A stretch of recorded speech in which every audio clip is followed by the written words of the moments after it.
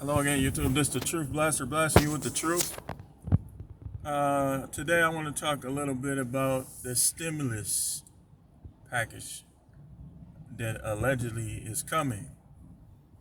Now, for those of you that's wondering where we are with the stimulus, the House has voted on it. Of course, more than likely, they're gonna pass it. It's just a matter of the Senate doing so. And we should get a more definite update Monday. Like on Monday or Tuesday, we should know exactly what's going on with the stimulus.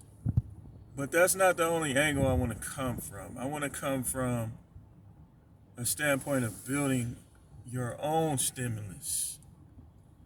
You know, they say most people are check to check, and the statistics say that only 9% of Americans make 100,000 or more. It says that 72% of Americans are living paycheck to paycheck. Now, the stimulus is more than likely going to be $1,200 per person, like for everybody. That's what they're saying, including dependents. And I don't know about you, but that'll do wonders for me. And I'm sure those of you who fall in that 72%, it'll do wonders for you. But there are savings challenges and savings plans that are in place that you can watch the videos on YouTube that'll actually help you get your own stimulus money in the bank, safe, mattress, in your shoe, whatever you choose, wherever you choose to put it. There's a savings challenge, the bi-weekly savings challenge, where you start out with $3 and I think it ends up being 104. Well, if you complete that challenge, then by the end of that challenge, you'll have $1,378, which is more than the stimulus. See, I know that it boils down to people living beyond their means, because I've done it. You're probably doing it. We live beyond our means, and that's where we get in trouble. Because think about it. You saving $3 and you're going up $4 every 2 weeks. So you start out with 3, then it's 7, then it's 11. Come on, man, that's not a lot of money. Like some of us making 40, 50, 60, 70,000 a year and don't even have $1,000. And it's because people don't save. Even the penny challenge. The penny challenge, where you go up 1 cent every day and it ends up being at the most $3.65. If you complete that challenge, you have, like, I believe it's $661 at the end of that challenge.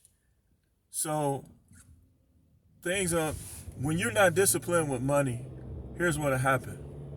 You'll start saving it and I gotta do this, I gotta do that. Stuff that's not even emergencies, you make them emergencies because you can't handle having money that you're not spending. And that's a lot of us.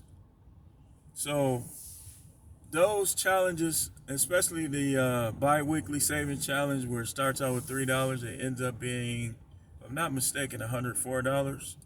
And at the end of the year, you've been saved $1,378. Chump change being saved, it adds up. But again, most people, they spend every dime. Like, I know this might be, I don't know, maybe it's just my curiosity. But you know, you go up to an ATM and you see a receipt sitting on top of it or something. I always like to look, and I be hoping, like, somebody gotta have some money. I've looked at hundreds of those receipts, and the most I've ever seen was $6,600, I believe, in the bank. That's not good. Like, I don't know, man. Like, and then we wonder, and I believe that's one of the reasons why people hated Trump so much. because he was brash. His attitude was, I'm rich, go suck an egg. People didn't like that. But even, okay, investing. There are a couple investments out there with a 12% return. Some of you don't even know about investing, where you get 12% over the amount that you put in per year. And I saw one in particular that if you save $400 a month, which is basically $100 a week, then by the end of 20 years, you will have over $1 million.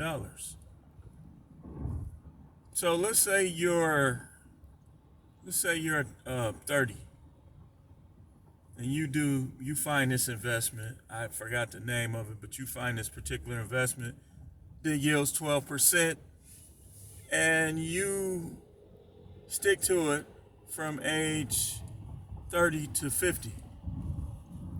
By the time you hit 50, you're still relatively young, still can move around freely. You already have $1 million. You have $1 million. And for those of you who think all these people are millionaires, it said the average age of a millionaire is 62 years old. Now, if you're black like me, your parents probably weren't good with money themselves, and they probably never taught you about money. They probably taught you, go to college, get you a good job, and save.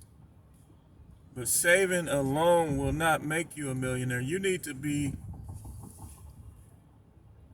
You should, if you're in your 20s, 30s, 40s, your ambition should be to become a millionaire. If it's not, you shouldn't, don't open your legs, women. And guys, keep your winky dink in your pants unless you have to pee. Because if you're not going all out for your kids, or you're not willing to go all out if you have kids, then don't have kids. Don't have them.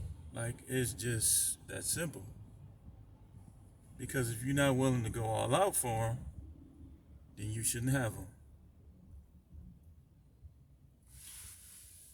So yeah, get your own stimulus in place.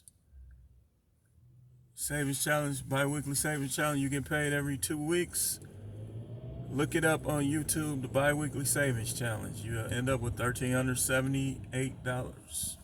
They also have a weekly savings challenge in that same range, where you end up with $1,378.